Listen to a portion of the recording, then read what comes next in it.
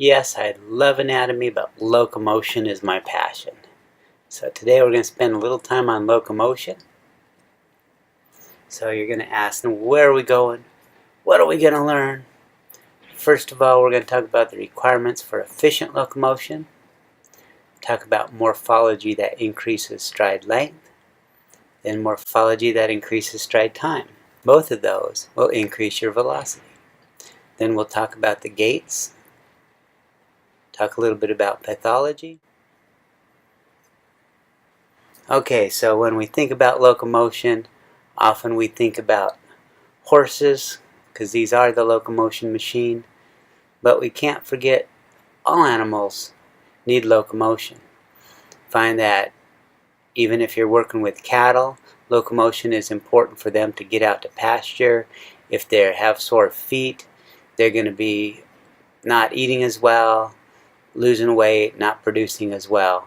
So locomotion is very important. First, we have to look at locomotion for power. Okay, so those animals that have power have thick short bones, they have large muscle masses, they have increased lever arms about a joint. Now, you wonder what's a lever arm? What do you mean by that? Well, when you take a screwdriver and you pry a lid off a can of paint, you notice that a little one like this, you got to work a lot harder than if you had a long one like this. So a longer lever arm gives you more leverage so that you can open up the can of paint. So a longer lever arm gives you more power. So modifications for speed, we see a reduction of the muscles that adduct and abduct, but not a loss of them. Remember, especially adduction is important to keep the limbs under the body. Another important thing is extension. Okay, keep that in mind. Okay. We also see a reduction or a loss of muscles that pronate and supinate. So in the horse, we have a total loss of those. Okay. In the cow, we don't see any supinators. We see a very small pronator, teres, but it doesn't do much. Okay. We have a reduction and loss of bones of the distal limb. We see elongation of the bones of the distal limb. We are going to see still more in the horse, and we'll get to those as we talk. Okay? So in order for an animal to run well, an animal must be able to overcome the inertia of its body. Remember, a body at rest will remain at rest unless acted upon by some force. Okay? Just like a body in motion will remain in motion unless acted upon by some force. Okay? Must overcome the inertia of the limbs with every reversal of direction. So you watch the limb hits the ground, it goes caudally, and then it changes direction and comes off the ground and has to go forward. And then as it comes forward, it has to change directions to come back down upon the ground. So we have that reversal of directions that it needs to overcome. Okay? It needs to be able to support the body. It needs to be able to compensate for deceleration forces such as the feet hitting against the ground. Okay, every time that foot hits the ground, that's going to slow it down. And so we need to overcome that.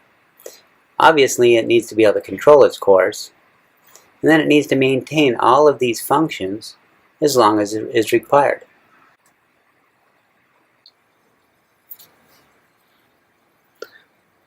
Okay, so a totally cool thing that a horse has is we see here, this horse right here, he's in the stage of flight. All the limbs are off the ground. But as he comes out of that stage of flight, like it is right here, the hind limbs hit first. And because the hind limbs are lower and the front limbs are still higher at this point, the abdominal contents goes caudally.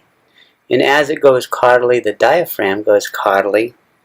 And then we have inspiration occur. Okay? And then as it's coming through this support phase, the hind limbs come off the ground as we're seeing here. The hind limbs are coming up and the front limbs are still down. And so now the abdominal contents are going cranially, pushing against the diaphragm and pushing the air out. So we have expiration. And then the limbs come off the ground, as we see right here, and we start that cycle over. So for every stride, we're going to have one cycle of inspiration and expiration, and so that we see no muscle action is required except for this movement of the diaphragm with the movement of the abdominal contents. So the horse is really conserving a lot of energy here. Also with the horse has a increased size of their thorax. Okay, the dog and the cow only have 13 pairs of ribs. The horse has 18 pairs of ribs. So the increased size of the thorax of the horse gives it larger capacity for a larger heart and lungs. Okay, in addition, fast animals may have a very flexible spine. We see this definitely in the cheetah. We find that the foot pads are grippy and claws do not retract in the cheetah. Okay. So you ask Dr. Wilson, how does an animal increase its speed or its velocity? Okay, we look at the definition of velocity.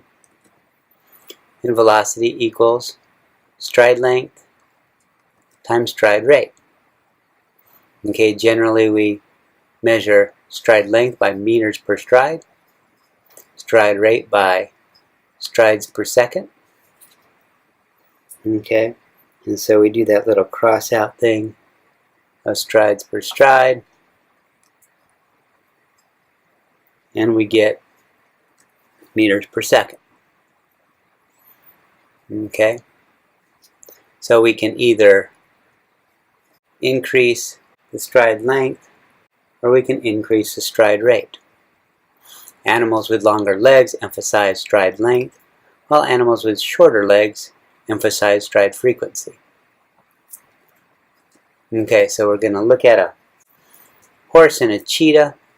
So even though the cheetah is smaller, it's going to have the same stride length as the horse. Okay, so if they have the same stride length, who will win and why? Okay, so the horse is going to run at 2 strides per second about. The cheetah is going to run about 3+ strides per second. Okay, a horse generally 40 miles per hour for a fast horse. Cheetahs have been clocked at 72. I think more accurately it's about 69 miles per hour, but that's still pretty fast. Okay, the advantage of the horse, however, it can maintain its velocity longer. Okay, so what factors are going to increase the stride length? Okay, simply by increasing an animal's size, the stride length, yeah, it will increase, but the speed of the animal may not increase due to other factors related to size. Okay, so other factors may slow the stride rate down. Okay, so other factors may slow the stride rate down. Animals that need to run possess other characteristics that increase the stride length or the rate, accommodating for their size. Okay, so one of the modifications of speed we see is foot posture. Okay, this here is a beaver, and the beaver is what's known as plantigrade, just as we are. Plantigrade. We plant our foot down. Okay. The canine stands up on its digit. It's called digitigrade. And then the equine, as we see here, it's up on basically the tip of its toe. So this is a horse. Horses are unguligrade because they're ungulates. Okay, so that foot posture. We also see that the length and proportion of the limb. So the limbs get longer, especially the distal portion of the limb gets longer. Okay, so that's also going to increase the stride length. So they got longer limbs, and they are more up on their toes, making their limbs even longer. Okay. You look at the shoulder. Over here we have a horse shoulder on the left. Notice that the scapulae are upright. And unlike the beaver over here, we don't have a clavicle attaching to it. Okay? So that gives that scapula more freedom of movement. Okay? As well as being upright, it's going to add the swing of the limb, increasing the stride length. Okay, we look at the spine. Up in the upper we have the horse. You can see both when the limbs are stretched out and the back is in extension, as well as when the limbs are tucked under and the back is in flexion. We don't see much change in the back here. Okay? Whereas in the cheetah, we have much greater extension and flexion of the back. Okay? This greater extension and flexion in the back is said to add 10 kilometers per hour to the stride rate of the cheetah. Okay?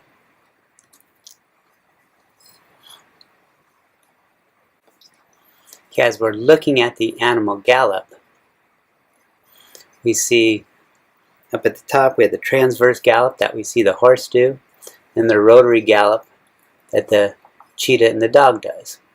Okay, so basically what we have here is the non-lead rear hits the ground here, and this is time across the bottom, and then the lead rear hit. Now notice non-lead and lead, it's not named by which one hits first, but by which one is in front of the other. Okay?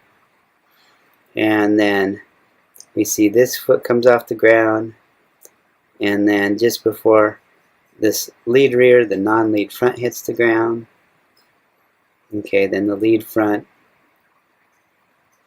And then we are off the ground. We have that interval of flight, and then that non-lead rear hits the ground again. Okay? So it's one stride from the time the non-lead rear hits the ground until it hits the ground again. Okay, you can choose any pair of limbs, but you just need to make sure that it's when that limb hits the ground, it's that same limb that hits the ground again to measure the stride. Okay? So in the horse you see there's this interval of flight that occurs once in a stride. Whereas we see with the rotary gallop, where we have the non-lead rear, let's say this is left and this is right, then it's right and left. So it kind of goes in a rotary motion. So we have non-lead rear, non-lead front, lead front, with a little area of flight here and an area of flight here. Okay, once again, if we go from the non-lead rear to the non-lead rear, that's one stride. Okay, so there's going to occur a stage of flight both while the body is flexed and while the body is extended. Okay? So here's just a neat picture showing this horse being totally off the ground in that stage of flight. Let's divert for a moment here and talk about leads. On the U.S. tracks, the horses run counterclockwise. So coming around the turn, they're running a left lead, which is the last limb off the ground before the interval of flight. And by running in a left lead, this puts the center of gravity inward towards the turn, and it helps them more efficiently make that turn. And then as they come into the straightaway, because that lead limb becomes fatigued, they'll switch to a right lead. And so this film here shows very nicely a horse changing from a left to a right lead. It's called a flying lead change. We'll see it again here. And so now the horse will continue through the straightaway in a right lead. However, you may see coming down the home stretch, because the horse is more fatigued, he may do flying lead changes several times through that straightaway. Okay, one more thing that's going to add to stride length is going to be muscle mechanics. Okay, so over here on the left we have a beaver once again. Over here is a feline. Okay, so notice if we attach a muscle right here,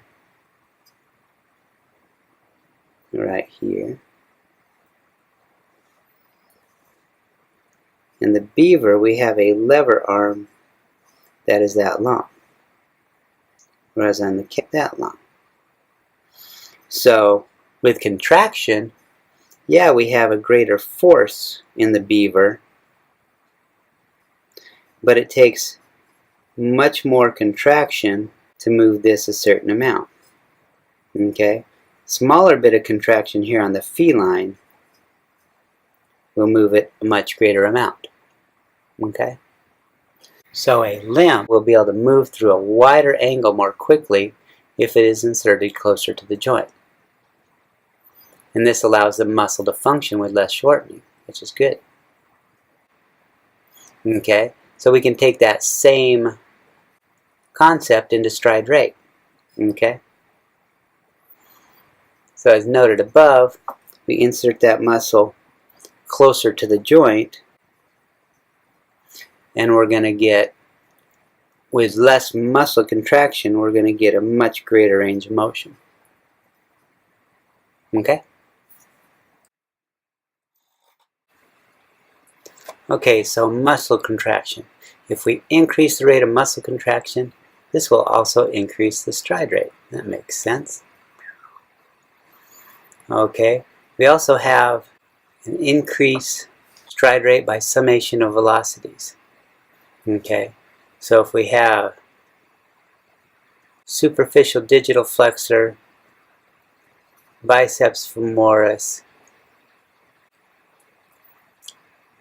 the middle gluteal, all of these working together to move the limb in one direction, which is extension of the limb. The more muscles we have doing this is called summation of velocities. Okay, so we're moving all these different joints in the same direction to achieve an overall greater motion. Okay, we may also find that adductors and abductors of the limb, as we do in the horse, abduction and extension of joints. So let's talk a minute about gaits. What a gait is, it's a regularly repeating sequence of footfall pattern. The walk, trot, and gallop are common gaits among our domestic animals. Other animals may run a little differently, like the deer. It does where all 4 feet are moving in unison. It's called the bronc. In the weasel, they do what's called a half bound, where the hind feet move in unison, but the front feet move independently. So let's look at our most common gaits here. Here's the walk. So here we see a horse moving at the walk. The footfalls are independent. In most tetrapods, we see that the hind foot strikes the ground, followed by the forefoot on the same side. Okay, here we see a horse at the trot. In the trot, the fore and hind foot on opposite sides swing and strike the ground in unison.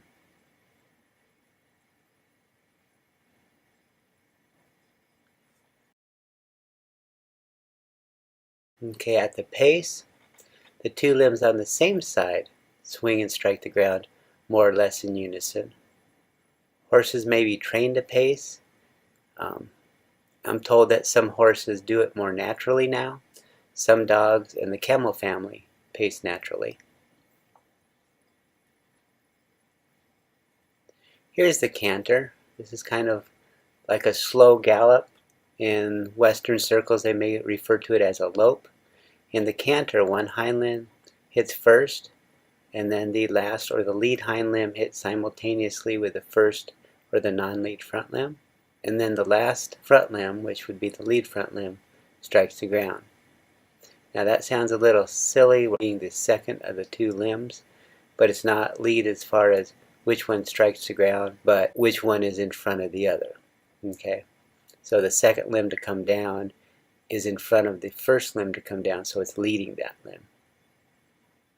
Okay, so here we see one hind limb, the other hind limb in the front strike, then the last front.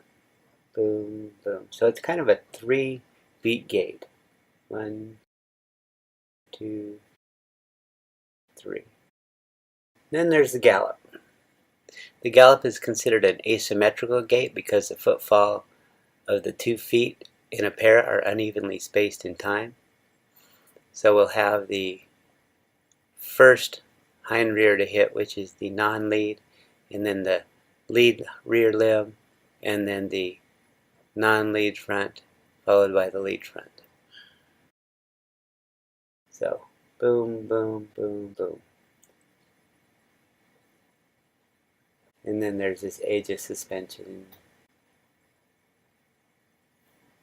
Okay, I want you to be able to recognize these different gaits.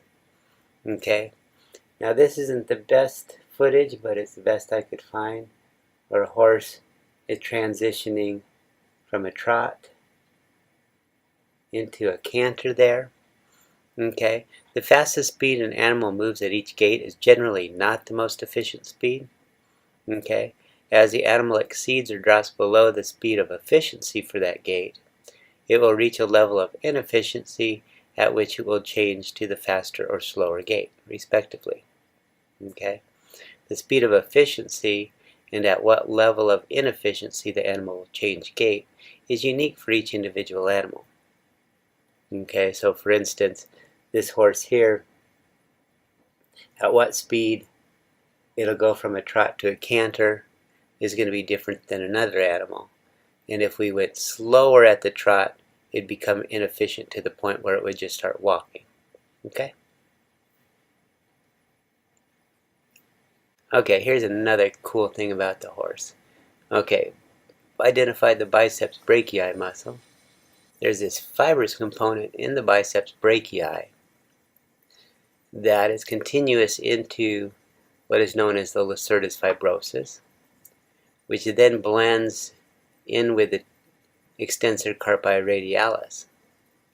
Okay, so when the elbow is completely extended in retraction, okay, the energy that is stored in the stretching of that biceps brachii gives the muscle 100 times more power when that limb is elevated and comes forward.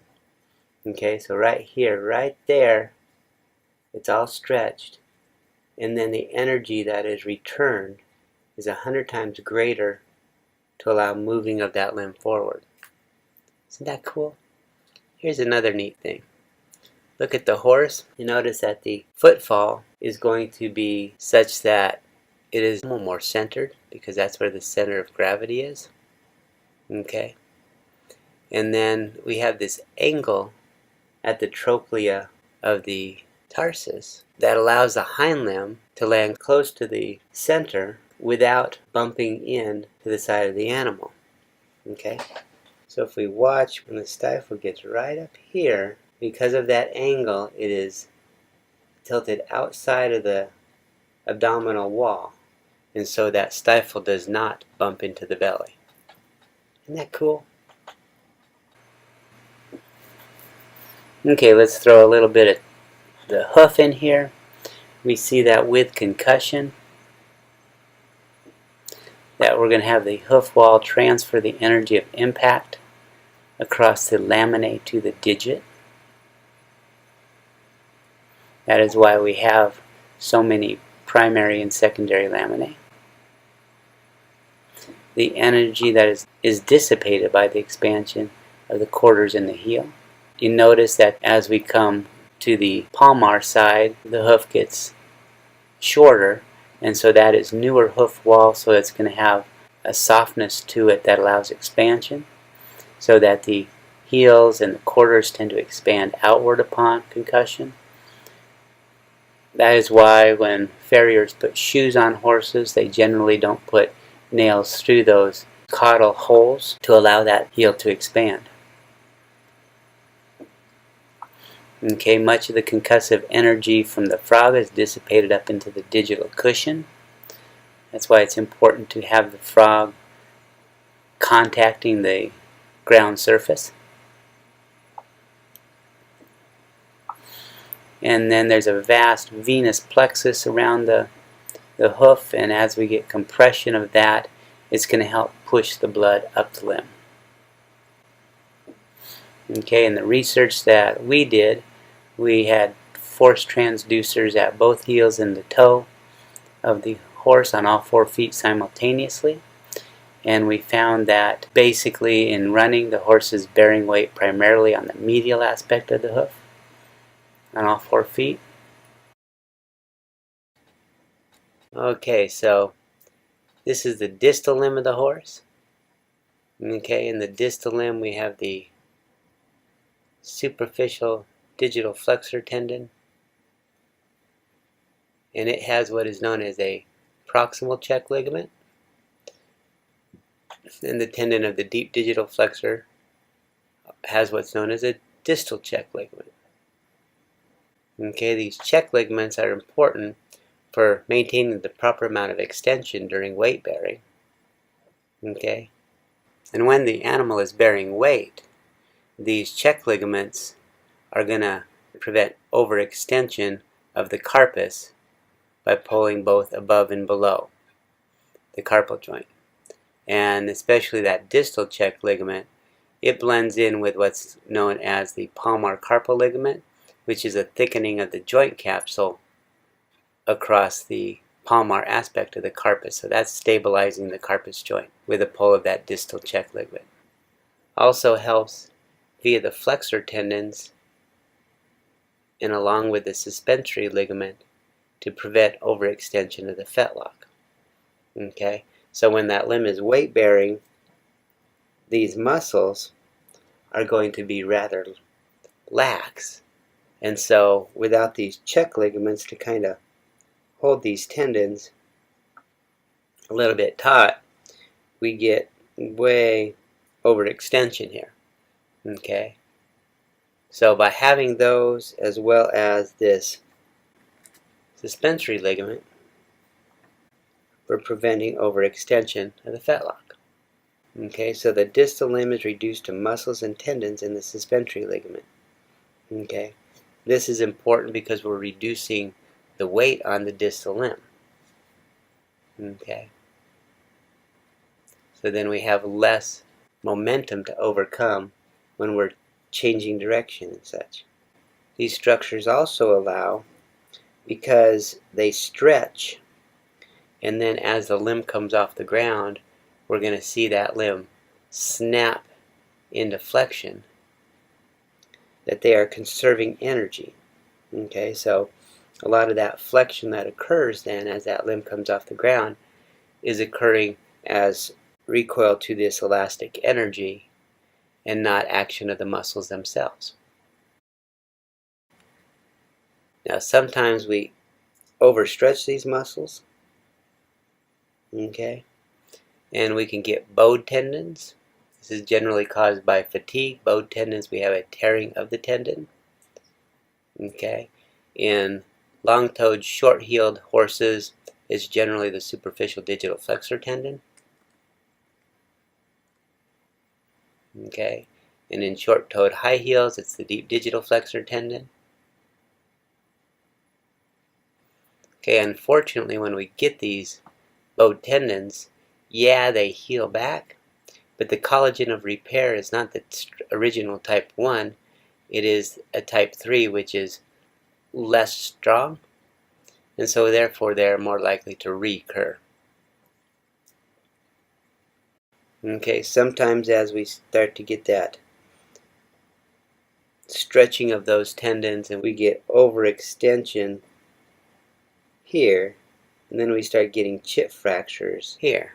Okay, the distal radial here and the proximal intermediate carpal, some more up in here on this one, are the most common. Okay, the third carpal bone, we often get slab fractures in those, and sometimes because of the pull of the suspensory ligament this way, we can get a slab fracture in our proximal sesamoids. Okay, this pull is countered. We can't see it in here, but it's countered by some ligaments down here, known as the distal sesamoidean ligament. Okay, I mentioned fractures of the proximal sesamoid, so sometimes we'll get a fracture here through this proximal sesamoid. Okay, this is usually caused by overextension, often associated with suspensory ligament damage as well. Occur more commonly in horses with intense and continuous training regimen than those with many races under their saddle. So it's kind of a chronic thing. Okay, here's a horse that had a rupture of those distal sesamoidean ligaments. I mentioned how we have pull of the suspensory ligament on here, which is countered by the distal sesamoidean ligaments.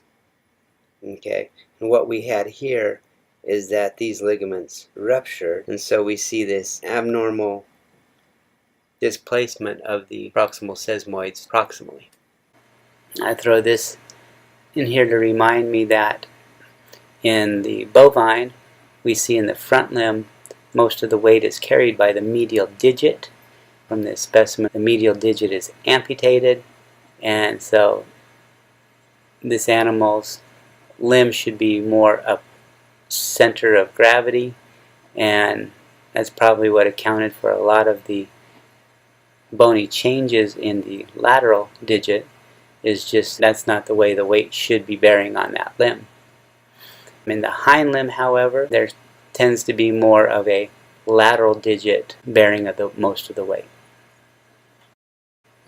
So lameness in cattle is very costly, and not just in vet bills and treatment costs, because even minor lamenesses will put cattle off feed and reduce production and efficiency. Okay, so lameness in cattle is also important. That's all I got here. I hope you enjoyed it.